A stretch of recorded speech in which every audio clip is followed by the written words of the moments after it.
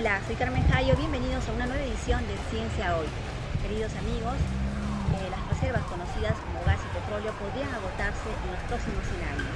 La situación energética mundial es una preocupación global.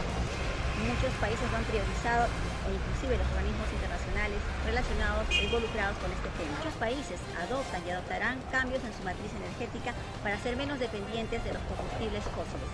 Por ello nos encontramos esta mañana aquí en el Ministerio de Energía y Minas para hablar sobre política energética 2010-2040. Agustín. Efectivamente, estaremos entonces con el viceministro, el ingeniero Daniel Cama. Pero a lo dicho por Carmen, también hay que tomar en cuenta que sin la investigación, sin el desarrollo e innovación, es decir, sin ciencia, no podremos asegurar un desarrollo sostenible. Es así entonces que tocaremos el tema también muy importante.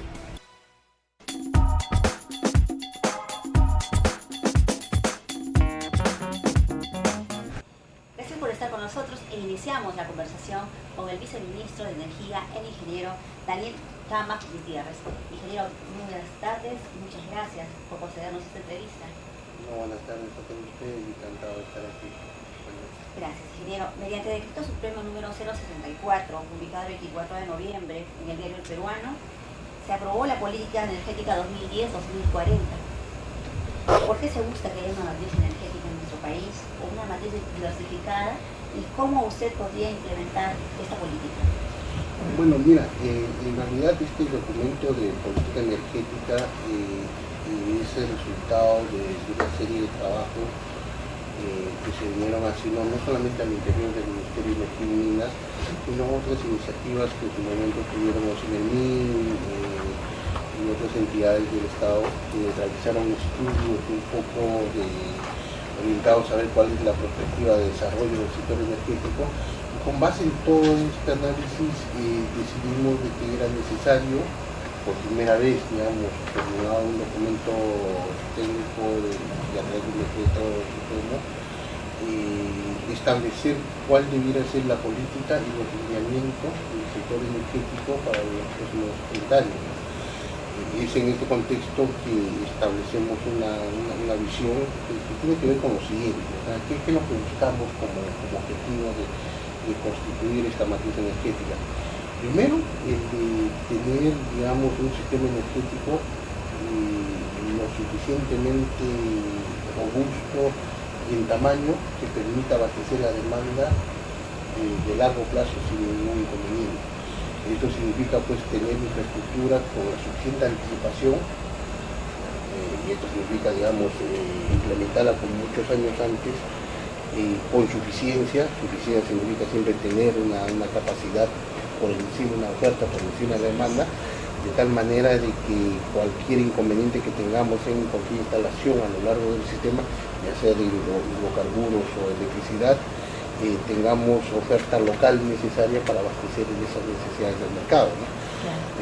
Lógicamente tenemos que desarrollar eso de manera confiable y también de manera sostenida no solamente en el tiempo, sino que al mismo tiempo sea, digamos, implementada bajo este concepto de desarrollo sostenible, que justamente tiende pues a buscar el desarrollo de este tipo de actividades en un marco que busque el equilibrio entre los aspectos económicos, ambientales y sociales. Entonces, ese es el objetivo. Ahora, para alcanzar ese objetivo hay que establecer lineamientos o pilares, digamos, de desarrollo sobre los cuales ya después uno implementa un plan de energía. Normalmente esto se hace por etapas. Primero uno establece lineamientos de política y esos lineamientos de política son la base para desarrollar después un plan de energía, que es la actividad en la cual nos encontramos ahora en curso. Estamos implementando este plan y ya van a tener los números específicos de cómo va a ser conformada esa matriz como objetivo final y cómo serían las estrategias que el país debiera implementar para alcanzar ese objetivo final. Se contempla, como veo, la sustitución de combustibles fósiles y sus derivados por gas natural o gas GLP, gas licuado. Dígame, ¿para cuánto tiempo se estima tener gas en nuestro país? A ver, bien, una de las cosas que tiene como, digamos, como soporte los lineamientos que hemos establecido tiene que ver mucho con qué recursos disponemos. Porque al final cada país diseña su política energética basado en sus recursos y lógicamente basados en las externalidades, porque normalmente cuando uno hace un plan o un desarrollo de largo plazo, ve qué cosa tiene disponible, ve cómo va a crecer su mercado en términos de electricidad y hidrocarburos, cómo esos recursos los puede utilizar y cómo esos recursos pueden ser afectados por variables externas que no la controla en este caso el país, que tiene que ver por ejemplo con el precio de petróleo a nivel internacional o con otras variables que pueden impactar, digamos, ese crecimiento en general. Entonces, esos son los tres componentes sobre los cuales uno elabora la matriz, ¿no? Entonces, en este contexto, cuando uno ve qué recursos tenemos disponibles, obviamente vemos las existencias de gas natural, vemos los recursos energéticos renovables, ¿no? Fundamentalmente en energía, digamos, en forma de agua que tenemos disponible a lo largo del país, y es con esa base que uno define hoy cómo uno puede cubrir ese mercado. Y en este contexto las existencias de gas natural, hacia una pregunta concreta, nos lleva pues a que en realidad el nivel de reservas que tenemos en la actualidad y con toda la actividad que se viene desarrollando hoy día, actividad, digamos, de exploración, va a permitir confirmar volúmenes de gas adicionales que nos pueden llevar lógicamente inclusive a tener gas por más allá del horizonte que nos plantea nuestra matriz energética. Entonces, ciertamente la experiencia, no solamente en el país, sino a nivel mundial, lo que ha demostrado es que la única forma de confirmar mayores reservas tiene que ver, digamos, con el mecanismo de primero identificar el mercado. Porque cuando uno identifica que tiene un mercado, puede destinar recursos, inversiones, dinero para poder, digamos, hacer exploraciones y poder no solamente identificar gas, sino extraer ese gas, procesarlo y llevarlo al mercado. Cuando uno tiene mercado, entonces no tiene para qué hacer estas inversiones. Entonces ese es el mecanismo que debemos entender. Hoy en día tenemos, ya con el, digamos, crecimiento que ha tenido el país en términos de utilización de gas natural, el GLP y otros hidrocarburos que han sustituido, de hecho, los combustibles, en gran medida combustibles líquidos, más contaminantes y más caros, y la tendencia cada vez más creciente, en el caso del GLP, por ejemplo, que es el segundo combustible que hoy en día es de mayor utilización en el país, ¿no? Después del diésel. Entonces, eso sin duda pues, nos lleva a que uno de los lineamientos de política es sin duda el tema de masificación en la utilización de estos hidrocarburos para abastecer el mercado nacional, ¿no? En la política energética se está priorizando la construcción de centrales hidroeléctricas eficientes. ¿Qué podría decir al respecto? No solamente eficientes, sino que también sean de gran tamaño. El Perú ha ido creciendo a un ritmo en el cual el crecimiento de la demanda era del orden de 200, 250 megavatios, digamos, de energía eléctrica por año. Entonces, eso ha hecho que, lógicamente, los inversionistas se orienten a ir incorporando infraestructura basados en esa disponibilidad o en ese requerimiento del mercado y en ese crecimiento. A ese ritmo también han ido entrando varias de las plantas de generación que ya han entrado en los últimos años y algunos que están en construcción en estos años. Pero digamos, cuando uno ve la perspectiva de largo plazo, hoy día nosotros tenemos un mercado del orden de 5.000 megavatios, en general, digamos, como promedio. Pero en los próximos 30 años, dependiendo, digamos, de cómo sea el crecimiento económico y de estas externalidades internacionales, el Perú puede tener un mercado del orden de 30 a 45.000 megavatios. O sea, estamos hablando de aproximadamente pues, unas 7 o 8 veces más el tamaño del día. Entonces, si uno quiere garantizar seguridad de suministro, de que no te falte la energía para atender ese gran consumo creciente, ya no puedes pensar en ir incorporando año a año pequeños tamaños de incremento de generación, porque eso te genera riesgo.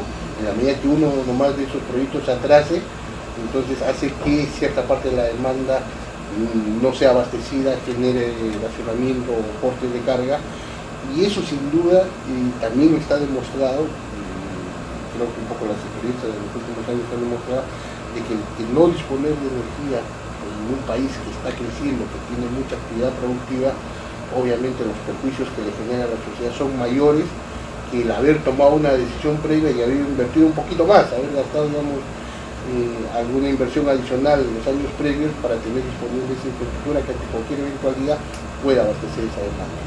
Entonces, bajo ese concepto es que nosotros creemos que el sostenimiento a largo plazo tiene que ser desarrollado con infraestructura de gran tamaño. Estamos hablando de centrales hidroeléctricas del orden de 1.000, 2.000 megavatios, digamos, ¿no? Que son las que te da tranquilidad para el abastecimiento futuro. Justamente con esas grandes reservas van a tener lo que es la ruralización de la energía, porque también lo contemplan en la política. A ver, te comento que nosotros hemos ido creciendo más o menos del año 2006 a la fecha este año, más o menos de un orden de cobertura a nivel nacional del 76%, vamos a alcanzar probablemente el 90-92% este año, ¿no? Hemos crecido casi, digamos, ya hacia el próximo año vamos a llegar al 76%, o sea, estamos hablando de casi haber crecido 20 puntos en general en cobertura de demanda. Y eso hace que sin duda hayamos implementado bastante inversión en educación rural para que más peruanos, digamos, puedan hacer la energía. Esto significa, este es el concepto de tener en realidad pues una estrategia muy agresiva que tiene que ver no solamente con lo que hace el gobierno nacional, sino el gobierno regional, después la estrategia, digamos, de manera armonizada, el gobierno nacional, gobiernos locales y regionales, de tal manera de que de forma paralela ir desarrollando toda esta infraestructura para que obviamente mayores peruanos, digamos, puedan acceder a la utilización de energía eléctrica. Entonces esto significa que así este año más del 90% de peruanos va a tener electricidad, pero el crecimiento sigue. Y hay una segunda fase de electrificación rural, porque una cosa es, digamos, electrificar, darles las primeras necesidades de utilización, o cubrir las primeras necesidades de la utilización de la energía eléctrica, pero después viene una segunda etapa que tiene que ver con el desarrollo productivo de esa zona. Entonces eso nos lleva pues a tener que requerir mayor oferta de generación para poder ir transmitiendo eso hacia los grandes sectores. En el marco de esta política se está pensando también en promover una red de poliductos. ¿Puede explicar eso? A ver, lo que pasa es que por la forma como tenemos, por la configuración física de nuestro país, también no todos los recursos los tenemos dispersos completamente a lo largo del país. Camisea, por ejemplo, es un gran ejemplo, estamos concentrados en el centro de todo el país, y la única forma en que todos los ciudadanos puedan tener el beneficio de Camisea es teniendo conectividad. conectividad significa construir redes de gasoductos, redes eléctricas, ¿no? Y ese es el gran objetivo, pero no redes, digamos, débiles o de poca capacidad de transporte. Por eso es que hemos decidido construir líneas de 500.000 voltios, que ya muchas veces están comenzando a entrar en operación, y al mismo tiempo gasoductos que permitan transportar grandes volúmenes de gas natural de camisea a la zona sur del país, a todas las regiones y a la zona norte. Entonces estos son los dos gasoductos que van a permitir que todos los usuarios de los departamentos, digamos, tanto que conforman la gran región macro sur y la del norte, puedan acceder a los beneficios del gas natural, no solamente en términos de generación eléctrica, porque hoy día la generación eléctrica operada o producida con el insumo del gas natural de camisea es de beneficio casi de todo el Perú, porque tenemos las líneas eléctricas que llegan por el Perú. O sea, tanto el norte y el sur también se están beneficiando en gran medida de las ventajas que nos proporciona la camisea. Pero no es solamente electricidad, tiene que ser, digamos, consumo doméstico, gas natural vehicular. Entonces, ese es un poco la estrategia y el objetivo de los gasoductos, ¿no? Es lo que, y al final es también lo que da sostenibilidad de largo plazo de consumo, porque podríamos llegar de otras formas de transporte, ¿no? Pero el gasoducto es la forma más confiable y en grandes volúmenes de poder atender el mercado. Aquí le veo un lineamiento de política, el objetivo 4 de esta política energética dice formar una cultura de uso eficiente de la energía a través de la transparencia, de la información, divulgación y educación. ¿Qué se está haciendo por relación a esta política? Bueno, este es otro de los grandes pilares que hemos incorporado en esta política energética y la verdad, mira, ahorrar un megavatio es más económico que invertir en un megavatio adicional para cubrir esa demanda. Entonces, y esto no tiene que ver con que, digamos, hoy ya no tiene recursos para cubrir la demanda. Al contrario, tiene que ver con una utilización eficiente, no porque tengan recursos abundantes, pues hay que hacer un mal uso de la energía, ¿no? Entonces, la orientación, y esto lógicamente orientado también a los fenómenos de cambio climático, a la mitigación, digamos, de grandes emisiones de CO2, etcétera, tiene que ver con una mejor utilización de la energía eléctrica. Y en esto comienza a aparecer el concepto de eficiencia energética como una necesidad de ser incorporada en la matriz energética. Entonces, fíjate, normalmente uno decía, bueno, mi matriz energética en los próximos 15 años o 20 años tiene que ser tanto porcentaje de renovables, tanto de hidrocarburos líquidos, etc. Entonces, ahora lo que uno hace es incorporar como si fuera una fuente el concepto de eficiencia energética. Yo quiero que eficiencia energética sea 15%. Entonces, con eso logras efectivamente pues el que esa mejor racionalización y utilización de energía genere mayores beneficios a la sociedad. Pero alcanzar niveles de eficiencia energética de ese tamaño, ¿no?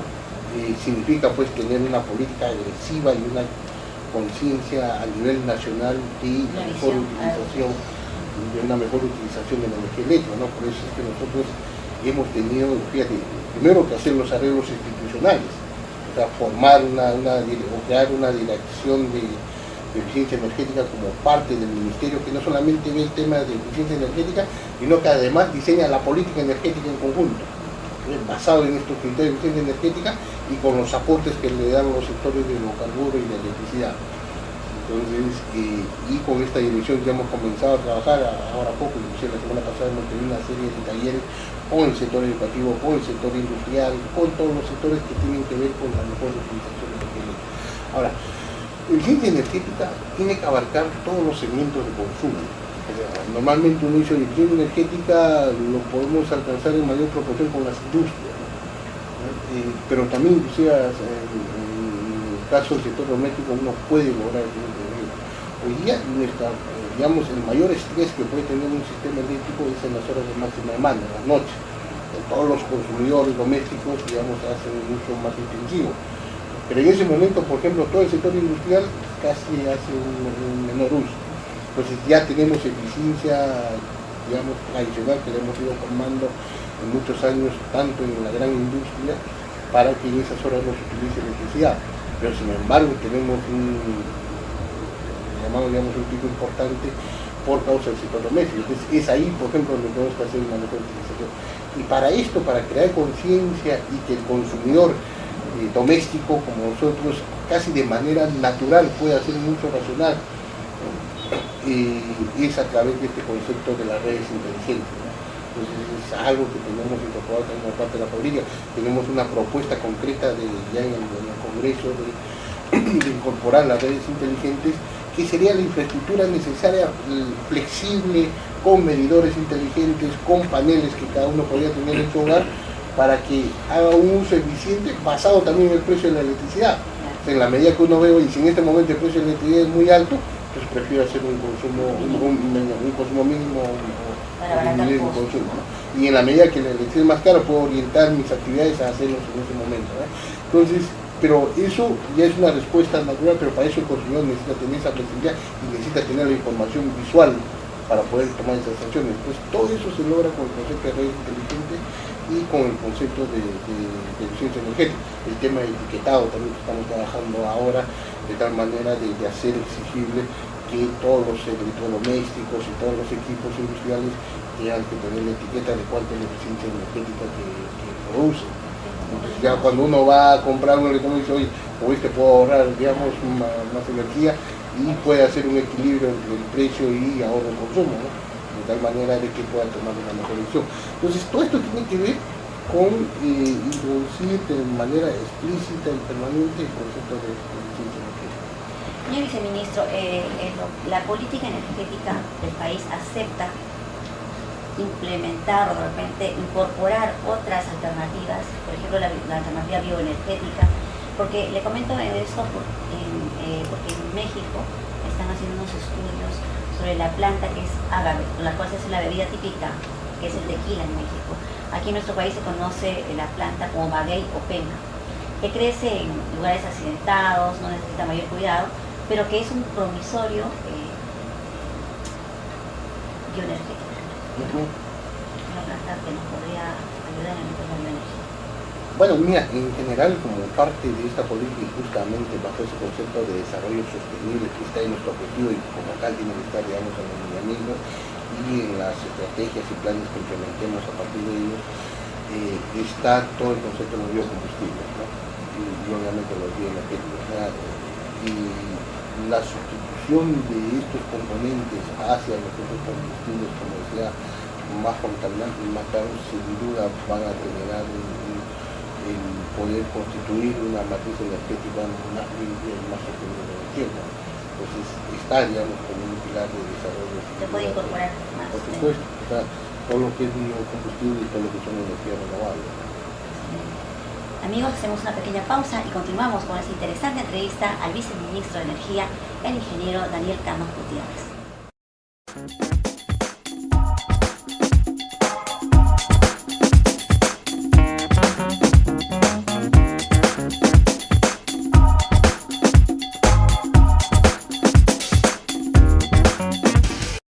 Continuamos nuevamente con la entrevista al viceministro de Energía, el ingeniero Daniel Camas. Ingeniero, vamos a dar una óptica un tanto hacia la parte científica, en tanto nuestro programa se llama Ciencia Hoy. Y quisiéramos que nos dé su opinión sobre su concepto que tiene sobre lo que es ciencia, investigación y desarrollo. Bueno, le agradezco por la pregunta porque no lo había mencionado en el segmento anterior, pero sin duda, inclusive en nuestra visión, nosotros hacemos referencia a que para alcanzar este objetivo, digamos, de largo plazo, de tener una matriz energética diversificada, sostenible, ¿no? Confiable, con suficiencia, todo esto solamente se puede soportar en investigación científica y en planificación. Investigación científica significa no solamente hacer la investigación, sino constituir los recursos humanos orientados hacia eso, y obviamente destinar inversiones a capacitar y a pagar por investigación que generen los desarrollos. Y muchos países, varios de los países que tienen un nivel de desarrollo sin duda han basado este crecimiento en el propio desarrollo tecnológico. Entonces es algo que no podemos perder de vista. Tenemos que irnos a acostumbrar a desarrollar nuestra propia tecnología para generar, digamos, la infraestructura necesaria para abastecer el mercado. Y en esto juega un papel importante las universidades. Entonces creo que hay que hacer sin duda pues un cambio importante del esquema de educación en general, ¿no? En la formación, digamos, de profesionales de primer nivel que estén acostumbrados a hacer investigación. Es algo que lo vemos en los otros países, pero muy poco lo vemos en Perú. Es un grupo muy reducido de personas que realmente hacen investigación y entre comillas se sacrifican en hacer investigación, pero que no, inclusive no tienen todas las herramientas y toda la disponibilidad necesaria para poder alcanzar los mayores éxitos, y esto que debe servir, digamos, como soporte de la planificación y de la tecnología en los países. Desde el sector de energía, ¿qué inversión estarían haciendo ustedes o qué políticas, qué programas tienen para fortalecer este tema de ciencia, investigación y desarrollo en el ámbito de energía? Sí, nosotros tenemos ahora, por ejemplo, en el sector de electricidad tenemos el CARELEC, que digamos recibe el aporte de todas las empresas eléctricas, ¿no?, con fines de capacitación. Algo similar tenemos también en las empresas de hidrocarburos que van, digamos, a una institución que se denomina CARE. En el caso del CARELEC, por ejemplo, la estrategia que hemos desarrollado en el último año es el poder estructurar estudios de posgrado a nivel nacional. Entonces hemos puesto bastante énfasis en, digamos, desarrollar programas de maestrías, ¿no?, especialmente en sistemas eléctricos de potencia, con las universidades nacionales de provincia. Entonces tenemos una serie de convenios suscritos con la Universidad Nacional de Ingeniería, con la Universidad Nacional Pedro Gallo, con la Universidad del Centro, y estamos suscribiendo inclusive algunos convenios con la Universidad de Puno, de tal manera que descentralizar el desarrollo de investigación y pagar, digamos, fíjense, a través de becas de capacitación de estudios, no solamente los estudios que deben realizar profesionales, lógicamente los primeros de cada una de estas regiones, para hacer maestría y perfeccionar sus estudios, sino para desarrollar investigación y hacer tesis que sirvan realmente como insumo para el sector energético del centro. Usted mencionó la demanda y también mencionó la oferta. Entendido es que si se tiene tal demanda, se tendría que proveer la oferta correspondiente para subsanar esa demanda, pero no solamente una demanda presente, sino una demanda prospectiva, digamos 30 años, 50, sobre todo de energía. Y dado que la oferta está también incorporada la ciencia, con la capacidad autónoma de generar capacidades, ¿quién o qué institución hace de manera permanente el monitoreo, seguimiento de la demanda en el tiempo? Ok, mire, anteriormente en la estructura que teníamos aquí en el Ministerio existían el concepto de los planos referenciales, ¿ya?, tanto de electricidad como de hidrocarburos. Entonces nuestras direcciones de línea, la Dirección General de Electricidad y a su vez la Dirección General de Hidrocarburos, eran los que desarrollaban estos planes que entre otras cosas hacían un poco el seguimiento del consumo, hacían una perspectiva de a cuánto iba a crecer el consumo y cómo debería ser, digamos, planes indicativos de desarrollo para abastecer ese consumo. Pero siendo planes referenciales, obviamente han cumplido gran parte del objetivo de identificar inversiones reales que puedan ser implementadas en el tiempo. Y además que no conversaban entre sí, porque el plan de hidrocarburos, digamos, era completamente ciego al plan de desarrollo de electricidad. Y hoy en día con el gas natural pues tenemos los dos sectores prácticamente en uno mismo, porque parte, digamos, de la utilización del gas natural va para producir electricidad. Entonces tiene que ver mucho el crecimiento de ambos sectores. Por eso es que esta dirección que creamos, la Dirección de Eficiencia Energética, es además la dirección que realiza el planeamiento energético, teniendo como insumos electricidad, hidrocarburos y eficiencia energética. Por estos tres componentes, ahora esta dirección es la que, con base en estos lineamientos que hemos publicado el año pasado, viene desarrollando hoy día lo que sería el primer plan de energía, que lo vamos a tener próximamente, seguramente en 6 meses, un plan de energía que ya establece la hoja de ruta y establece las estrategias que debe seguir el Perú, independientemente ya después de las administraciones y los gobiernos que puedan llegar. Es importante tener una hoja de ruta, un plan de energético confiable, robusto, ¿no? Que nos permita alcanzar, digamos, ese ser objetivo, ¿no? Entonces, eso y este plan nuevamente va a ser desarrollado por esta Dirección de Eficiencia Energética y hoy día lo estamos implementando a través de una consultoría internacional. Siempre mi precaución era en el sentido de que si no se monitorea en el tiempo esa demanda, entonces poco se podría decir en qué momento esa demanda, ¿no es cierto?, está por debajo, está por encima de nuestra oferta. O sea, por ejemplo, le digo, entre los combustibles nuevos que podrían incorporarse, ¿en qué momento habría esa superación, ¿no es cierto?, en que nuestra demanda está por encima de la oferta y por ende deberíamos incorporar nuevas maneras, nuevas fuentes de energía? Se tiene establecido, por ejemplo, en qué año nosotros estaríamos en dificultades de digamos, dar cuenta de esa demanda con las fuentes de energía actuales.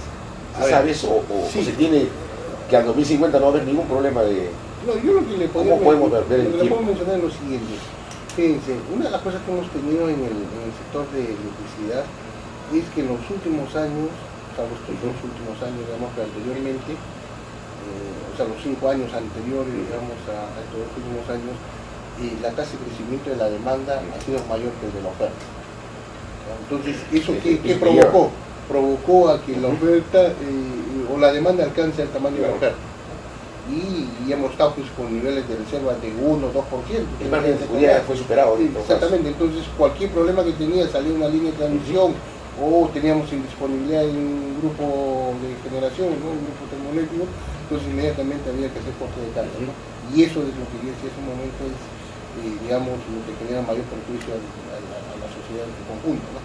Entonces, lo que hemos establecido como política, como lineamiento, eso no debe volver a ocurrir. Lo que debemos tener es tomar, como usted mismo señala, las decisiones con anticipación. O sea, tener la suficiente infraestructura con anticipación. Y lo que hemos hecho en estos últimos años, con esta línea de 500, con todas las centrales que han ingresado, con todas estas energías renovables que están en construcción, es garantizar una razonable suficiencia hasta el año 2021. Entonces, lo que nosotros decimos hoy día, tenemos cubierta la energía, inclusive con contratos de suministro, etcétera, hasta el 2021. Estas líneas de 500 kV van a permitirnos inclusive tener un flujo de energía hasta ese año. Pero fíjense, no vamos a esperar el año 2021 para crear la nueva infraestructura, ¿no? Que va a tener que soportar los subsiguientes años. La tenemos que decidir ahora, porque esa infraestructura, construir una central eléctrica toma 7 años, 8 años, línea de transmisión 3 años, 2 años, ¿no? Entonces tenemos que comenzar a tomar la decisión ahora. Entonces este plan de energía que le estaba comentando que estamos implementando ahora es el que justamente va a identificar en qué momento dentro de ese horizonte de 30 años hay que ir tomando las decisiones.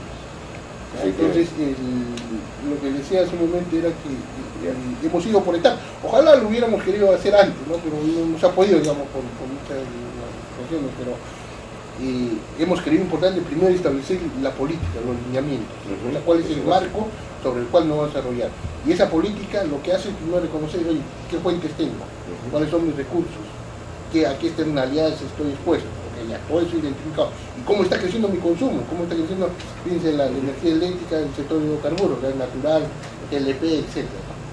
GDB inclusive. Entonces, viendo todo esto, uno diseña estos lineamientos. Entonces, ya cuando uno tiene estructurado eso, el siguiente paso es el plan.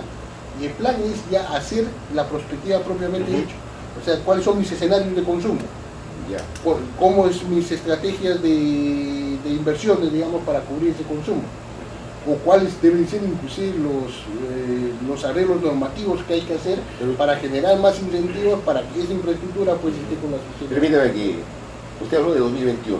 Está cubierto. Quiere decir que de 2021 para adelante hay incertidumbre en disponer de energía para la demanda que puede ocurrir.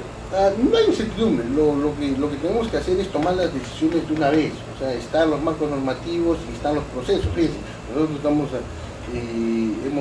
esta publicación, por ejemplo, de los denominados proyectos priorizados que hicimos en enero y febrero, obviamente se orientan a eso.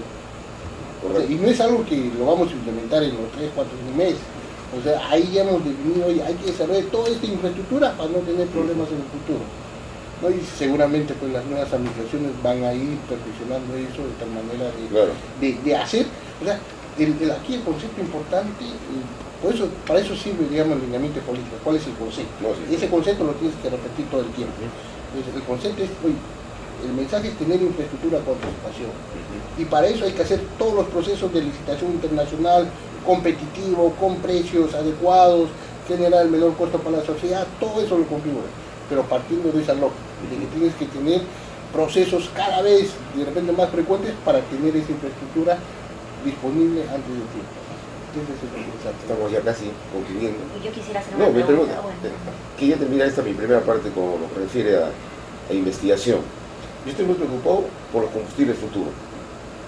En la medida que nosotros deberíamos incorporar nuestro conocimiento propio para tener tecnología propia, y esta necesita recursos humanos y además de instrumentos, porque no se puede hacer sin uno y el otro, ¿qué combustibles hacia futuro se podría esperar? Porque el CONCITEC hizo un evento muy interesante de megaproyectos de investigación y se presentó un megaproyecto de investigación en energía. Y quisiera su opinión al respecto, y lo voy a solamente resumir lo siguiente. En ese encuentro se habló de la posibilidad de construir un parque tecnológico de energía en alguna parte del Perú. Estamos hablando que CONCITEC convocó.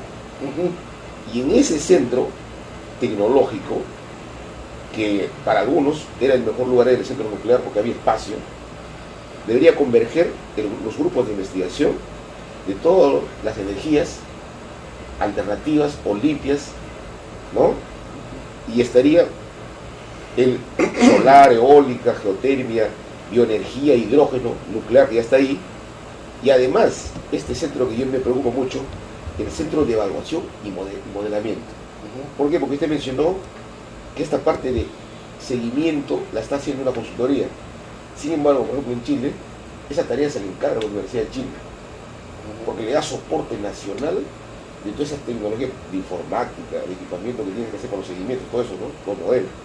Yo me gustaría ¿qué opina sobre esta posibilidad de construir un centro nacional de energía, denominado Parque Nacional de Energía Tecnológica, donde los proyectos están más o menos dados de esto, ¿no? Fortalecimiento de la evaluación de la demanda, eficiencia energética, usted ha mencionado también, usos del hidrógeno, uso de biocombustibles, producción de combustibles nucleares y la fusión nuclear. Todos estos temas de investigación, ¿qué idea le dan para finalizar mi participación?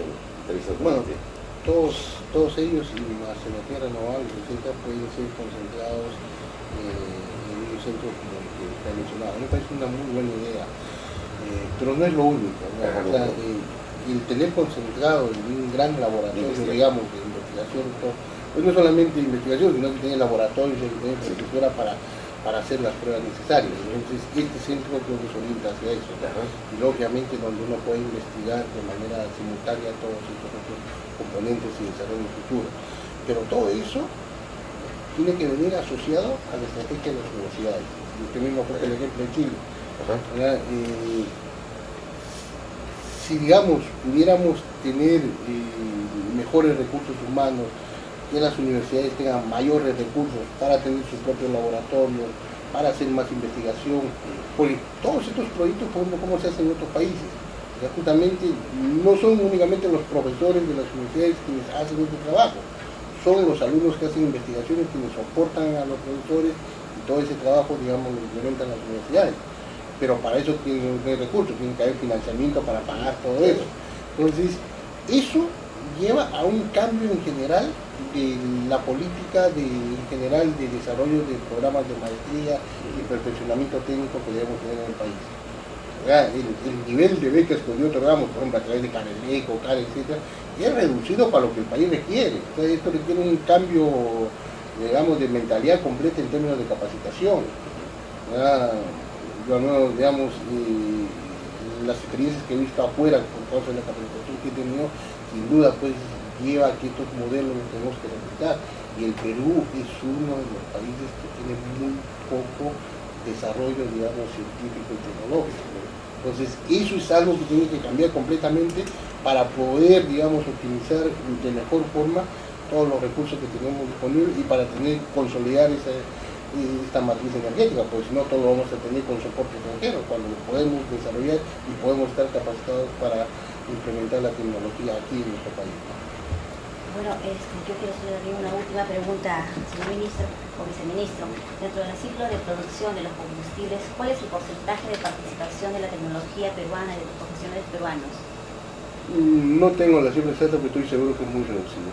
Es muy reducido y creemos que con toda esta implementación que estamos haciendo o que el sector privado, por ejemplo, está haciendo en la producción de biocombustibles, tanto etanol y los otros biocombustibles que están permitiendo, digamos, un poco ya desde años anteriores haber podido introducir, digamos, los biocombustibles como parte del consumo nacional, está generando un cambio, ¿no? Pero como lo mencionaba hace un momento, creo que eso no es suficiente.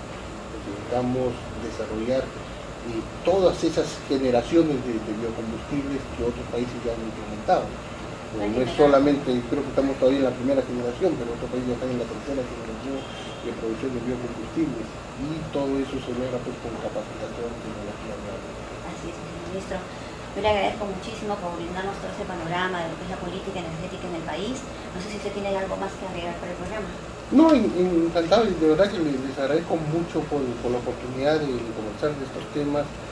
Y me encanta que se haya tocado el tema de investigación. Yo soy también profesor universitario y obviamente ando muy comprometido en este tema y creo que la única forma de inclusive, ¿no?, en nuestro entorno, de mejorar recursos humanos en los propios ministerios y, digamos, en el propio personal que a nivel de país podamos tener, está basado pues en los incentivos que debemos generar a los estudiantes para que se orienten a la investigación, porque hoy día los estudiantes quieren salir de la universidad y ir a trabajar, nadie quiere hacer investigación porque no se remunera, ¿no? Y digamos, tenemos programas de maestrías, de doctorados a tiempo parcial. Eso no existe en otros países. En otros países la investigación, la maestría, los doctores son a tiempo completo. Nos encierra 2 años ahí estudiando y haciendo investigación. Solo dedicándose a eso. Exactamente. Y ese es un cambio generacional que tenemos que hacer. Muchas gracias. Agustín, ¿desea agregar algo más? Sí, para terminar nuestro programa, como ustedes han visto, tenemos un viceministro que además de un gran, seguramente formado para la gestión pública, también es un técnico muy preocupado de la investigación. Y eso nos encanta realmente, señor viceministro, que nos haya dado un refuerzo fundamental a la juventud que quiere hacer ciencia y que quiere seguir investigando. Y que investigar no es otra forma que entregarse de pleno al desarrollo del país, porque no hay otra manera de ser sostenible más en las condiciones en que tenemos recursos naturales, pero hay que incorporarle conocimiento. La única manera para salir adelante. Muchas gracias. Bueno, yo quiero agregar antes saludar a nuestros hermanos japoneses que están pasando por un momento de dolor muy duro. Un saludo muy especial para todos ellos. Esperamos su pronta recuperación física, emocional y espiritual. Estamos con ustedes, hermanos japoneses. Bueno, amigos, muchas gracias por su preferencia. Nos vemos en nuestra próxima edición.